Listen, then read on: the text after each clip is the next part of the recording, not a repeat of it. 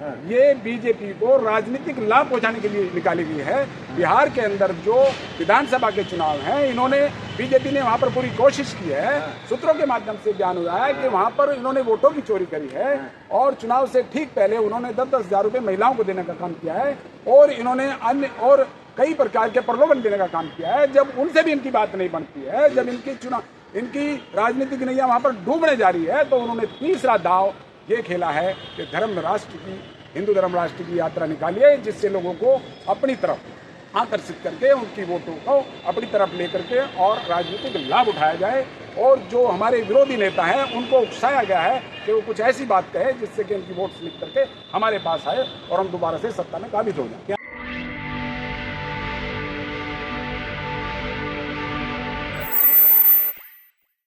जय भीम। मैं मेवालाल और आप देख रहे हैं जनता संगठन। तो पूरे देश में एक मुद्दा बहुत छाया हुआ है, वायरल हो रहा है कि धीरेन्द्र शास्त्री हिंदू राष्ट्र की यात्रा नई दिल्ली ये वृंदावन की तरफ यात्रा निकाल रहे हैं और एक तरफ ये यात्रा में इनके साथ कहा जा रहा है कि मुसलमान भी जुड़ रहे हैं, हिंदू भी जुड़ रहे हैं, सारे लोग जुड़ रहे हैं और दूसरी तरफ इनका विरोध भी हो रहा है। तो विरोध में आज़ाद समाज पार्टी के नेता लोग कर रहे हैं। मैं आज़ाद समाज पार्टी के ही एडवोकेट हैं ये मदन लाल सुमन सर, इनसे समझूंगी कानून की भाषा में ये क्यों विरोध कर रहे हैं, आखिर क्या दिक्कत है धीरेन्द्र शास्त्री से जो सनातन का यात्रा निकाल रहे हैं यहाँ दिल्ली छतरपुर से, इसे समझूंगा। सर सबसे पहले आपको जय भीम। जय। सर मैं आपसे जानना चाहता हूँ, आप लोग एडवोकेट हैं, आज़ाद समाज पार्टी से जुड़े हैं, आप लोग सनातन का विरोध क्यों कर रहे हैं? हमारा सनातन का बिल्कुल भी विरोध नहीं है। जो धीरेन्द्र शास्त्री ये राष्ट्रीय धर्म की यात्रा निकाल रहे हैं, इसका हमारा कोई विरोध नहीं है। हमारा विरोध जो संवैधानिक आधार पे अगर कोई संविधान के खिलाफ काम करता है तो हमारा उसका विरोध होता है। ये जो इन्होंने धर्म यात्रा निकाली है, ये संविधान के आर्टिकल 25 से लेकर 28 का वायलेशन है। इसलिए हम इसका विरोध करते हैं क्योंकि 25 से लेकर के 28 तक संविधान धर्मनिरपेक्ष संविधान के बारे में बताता है और ये कहता है कि भारत के अंदर सबको अपने धर्म का प्रचार प्रसार रहना सहने की आज़ादी है। लेकिन जब इन सेक्शन का आर्टिकल का वायलेशन होता है तब हमें ऐतराज होता है। दूसरा, इस प्रकार की यात्रा निकालने से जो अन्य धर्म के लोग हैं उनकी आस्था को ठेस पहुंचने का काम होता है और उनको भड़काने का काम होता है, जिससे देश की एकता और अखंडता को खतरा पैदा होता है। इसलिए इनके ऊपर एनएसए का मुकदमा चला करके इस धीरेन्द्र शास्त्री को तुरंत अंदर किया जाए और भड़काऊ बात कह करके इनको बीएनएस की सेक्शन 299 के तहत इनको अंदर करने का काम किया जाए। और इन्होंने जो दामोदर यादव जी को धमकी देने का काम किया है, उसमें बीएनएस के तहत 351 के तहत इनको धमकाने की सेक्शन में बंद करके इनको तुरंत प्रभाव से जेल भेजने का काम किया जाए। सर आप जो कर रहे हैं दामोदर यादव को, तो इन्होंने तो दामोदर यादव को पीसी करके कहा कि वो तो सबका पर्ची निकालते हैं, लेकिन कहा अगर जो शख्स ने हमारा विरोध किया है, राष्ट्रपति को ज्ञापन दिए हैं और सुप्रीम कोर्ट में जाने का निर्णय लिया है कि हम सुप्रीम कोर्ट भी जाएंगे, उन्होंने कहा कि हमें उनका मोबाइल नंबर नहीं है, न मोबाइल से मैं ठठरी निकाल देता। तो क्या वो एक तो सबको पर्ची निकालते हैं, तो पर्ची से क्या मोबाइल नंबर नहीं निकाल सकते थे? पर्ची से मोबाइल नंबर निकाल सकते हैं। ये तो सिर्फ एक तरीके से ये जो यात्रा निकाली गई है, ये ध्यान भटकाने के लिए निकाली गई है। ये बीजेपी को राजनीतिक लाभ पहुंचाने के लिए निकाली गई है। बिहार के अंदर जो विधानसभा के चुनाव हैं, इन्होंने बीजेपी ने वहां पर पूरी कोशिश की है। सूत्रों के माध्यम से बयान हुआ है कि वहां पर इन्होंने वोटों की चोरी करी है और चुनाव से ठीक पहले उन्होंने 10-10 हजार रुपए महिलाओं को देने का काम किया है और इन्होंने अन्य और कई प्रकार के प्रलोभन देने का काम किया है। जब उनसे भी इनकी बात नहीं बनती है, जब इनकी राजनीतिक नैया वहां पर डूबने जा रही है, तो उन्होंने तीसरा दाव ये खेला है कि हिंदू धर्म राष्ट्र की यात्रा निकाली है, जिससे लोगों को अपनी तरफ आकर्षित करके उनकी वोटों को अपनी तरफ लेकर के और राजनीतिक लाभ उठाया जाए।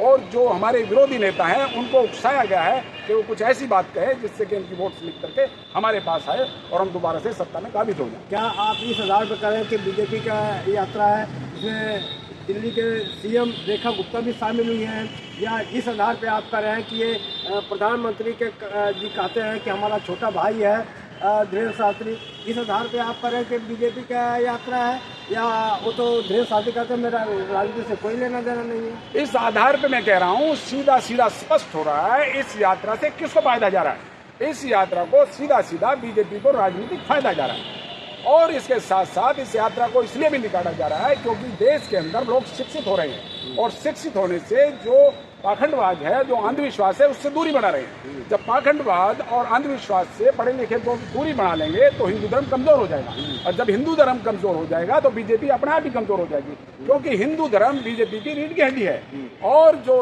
पाखंडवाद है और अंधविश्वास है ये उनका मूल है। तो इसलिए ये परेशान होकर के इस यात्रा को निकाल रहे हैं। सर, ये तो कथावाचक हैं, धर्म गुरु हैं, ये तो लोगों को ज्ञान देते हैं, ज्ञान में भी ये कहते हैं कि हमको आरक्षण का विरोध करते हैं। जो दान दक्षिणा देता है, जो SC ST OBC, उन्हीं के आरक्षण तो लोग जड़ भी काटते हैं और उधर से दान भी लेते हैं। ये जो दान लेते हैं या जिस प्रकार का ये अपना एक धर्म का प्रचार करके और हम लोगों को स्वर्ग का सुख दिखा करके नरक का दुख दिखा करके इन्होंने अपना ये बिजनेस चलाया हुआ है। अगर मान लो इनके अंदर शक्ति है तो बेरोजगारी को दूर कर दो, देश में जो महंगाई है उसको कम कर दो, और हमें आर्मी पर इतना खर्च करने की जरूरत क्या है। हमारी पूरी बाउंड्री पर अपने जो 33 करोड़ देवता हैं उनको तैनात कर दीजिए, जरूरत नहीं है। अगर तुम्हारे अंदर शक्ति है तो क्या जरूरत थी इस यात्रा को निकालने की? उस दिव्य शक्ति से पूरे हिंदुस्तान को मन मोह लो और उनको प्रेम की बारिश करके सबको हिंदू बना लो। जरूरत क्या है? सिर्फ तुम पाखंडी हो, इसके अलावा कुछ भी नहीं हो। लोग शिक्षित हो गए हैं, आपके अंधविश्वास और पाखंडवाद को छोड़ने लग रहे हैं, इसलिए आपको दर्द हो रहा है और इस यात्रा को आप इसलिए निकाल रहे हैं। सर, आपको डर नहीं लगे? आपके ऊपर भूत कर देंगे, आपको क्या कहते हैं ऐसा करेंगे, आप कहीं के नहीं, आप लुंज पुंज हो जाओगे। अगर धीरेन्द्र शास्त्री जी आपके अंदर शक्ति है तो मैं एडवोकेट मदन लाल सुमन और मेरे ऊपर भूत छोड़ के दिखा, मैं आपको मान जाऊंगा। अगर मेरे ऊपर आपने भूत नहीं छोड़ा और मेरे को कुछ नहीं हुआ तो आप ये मान लेना कि आप 100% पाखंडी हैं। जब दूसरे के दुखों का निवारण कर सकते हैं तो इस देश का निवारण क्यों नहीं कर रहे?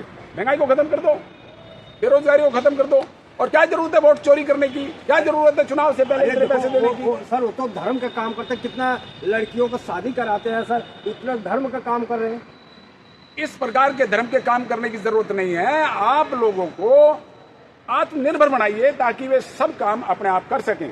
आपकी 20 साल से बिहार में सरकार रही, आपको इतने काम करने थे कि आपको वोट मांगने की जरूरत ही नहीं पड़ती, आपको प्रलोभन देने की जरूरत नहीं पड़ती। सब देवे आकर के पूछते कि भाई वोट कब डालनी है हमें, क्योंकि आपका प्रशासन हमें बहुत अच्छा लगा है, आपने हमें काम धंधे दिए हैं, महंगाई से निजात छुड़ाई है।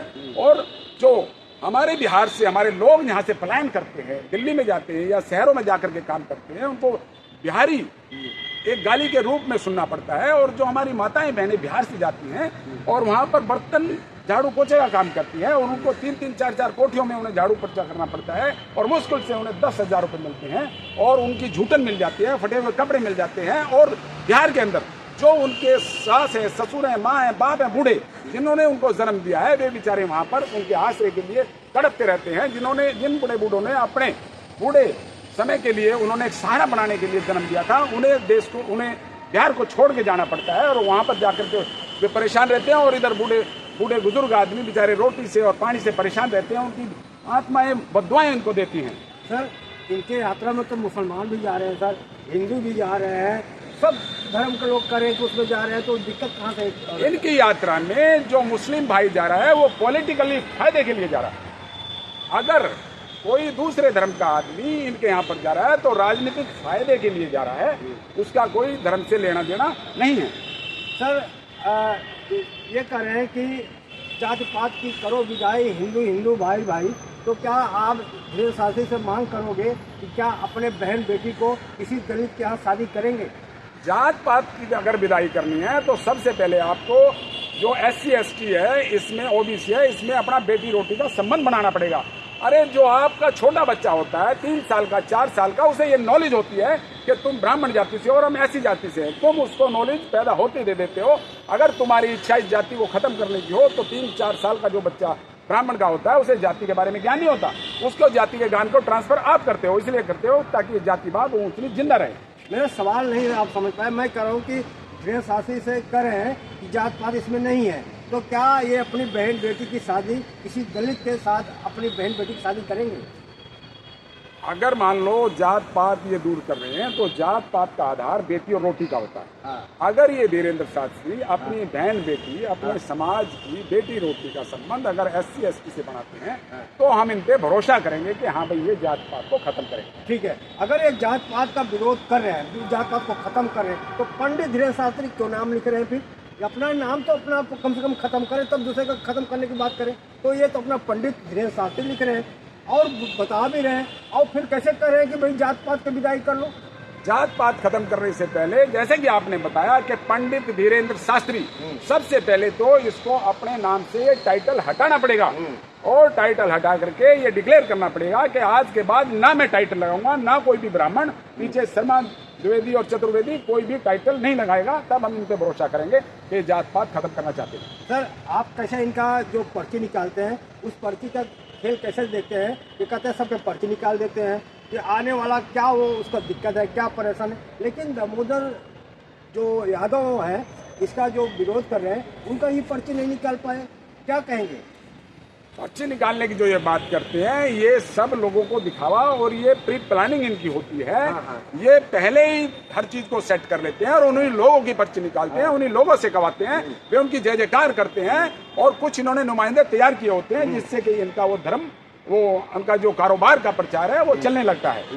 सर, मैं आपसे जानना चाह रहा हूँ कि ये इधर मत करो, ये जैसे कहता है कि हिंदू राष्ट्र में, तो क्या हिंदू राष्ट्र में वो दीपिका पटेल जिसको कथा वाचने से मना कर दिया था, कहा था कि अगर तुम्हें इतना शौक है तो आप किसी शास्त्री के यहाँ, किसी पंडित के यहाँ शादी कर लो, फिर आप कथा बाँचो। और दूसरी तरफ जो संत यादव है जिसका मुंडन कराया है अटावा में, क्या उनके साथ ऐसा व्यवहार करेंगे?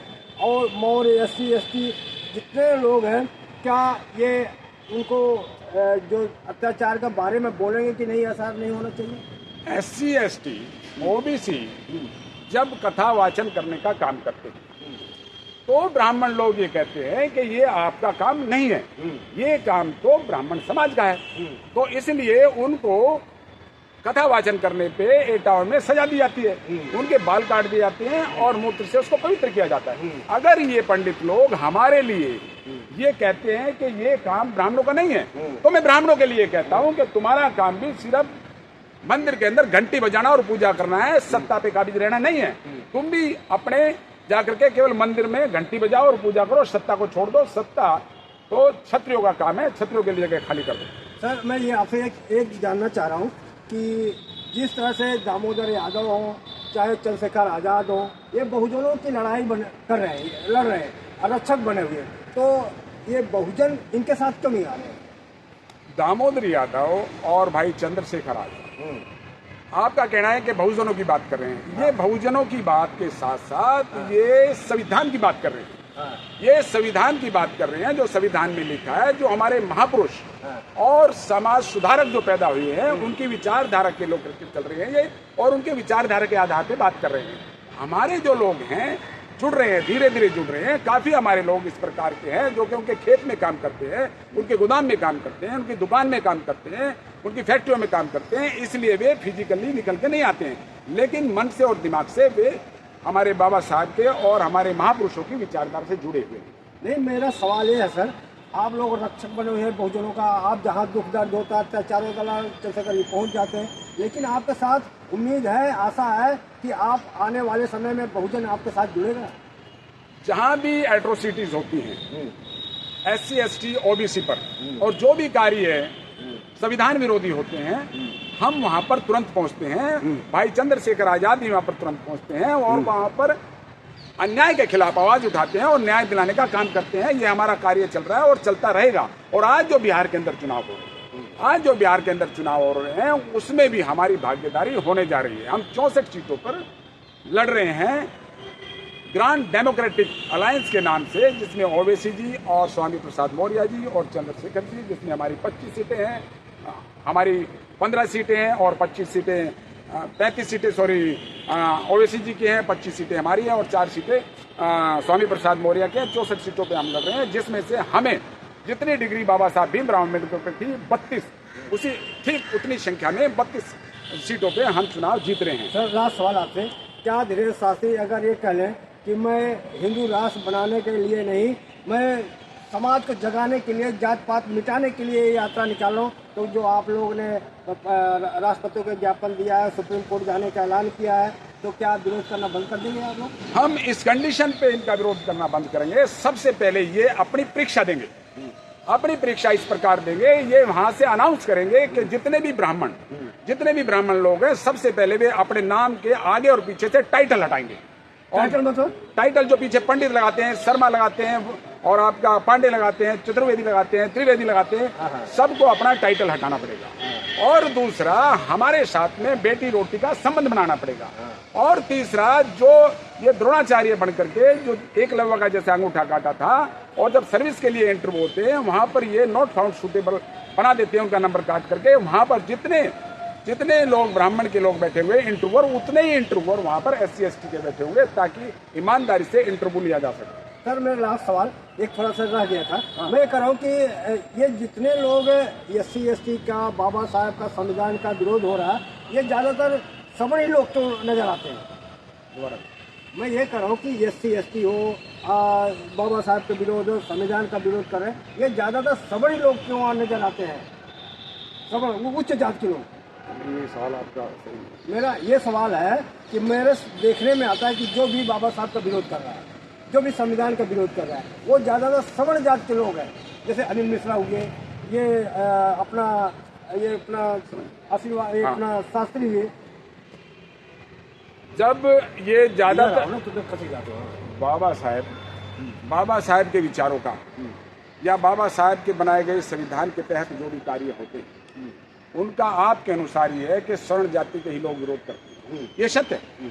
ये सत्य इसलिए है क्योंकि जिस समय बाबा साहब भीमराव अम्बेडकर जी लंदन से राउंड टेबल कॉन्फ्रेंस में 2 वोट का अधिकार लेकर के आए थे, उस समय भी इन्होंने विरोध किया था बाबा साहब का, और 1 वोट को षड्यंत्र के तहत वापस करवा दिया था। और जो पहला लोकसभा चुनाव हुआ था 1951 में, बाबा साहब का वहां पर भी विरोध किया था और बाबा साहब को हराने का काम किया था, और ये कह दिया था कि अम्बेडकर जी के लिए पार्लियामेंट के न केवल दरवाजे ही बल्कि खिड़कियां भी बंद करते हैं। क्यों विरोध करते हैं, इसका जानना चाह रहा हूँ। इसलिए विरोध करते हैं क्योंकि उन्होंने जो आज तक कार्य किए हैं वे SC ST OBC के सुधार के लिए किए हैं, और उनकी जो विचारधारा रही है वो इनकी दशा को सुधारने की रही है। आपको मैं काट रहा हूँ बात, उन्होंने तो सबके लिए पढ़ने लिखने का अधिकार दिया, सब बहन बेटी के लिए अधिकार दिया। बहन बेटी चाहे सबड़ को, चाहे अबड़ को, चाहे छूत हो, चाहे छूत हो, वो तो उन्होंने सबके लिए काम किया ना। उन्होंने सबके लिए काम किया है, लेकिन विशेष तौर से जो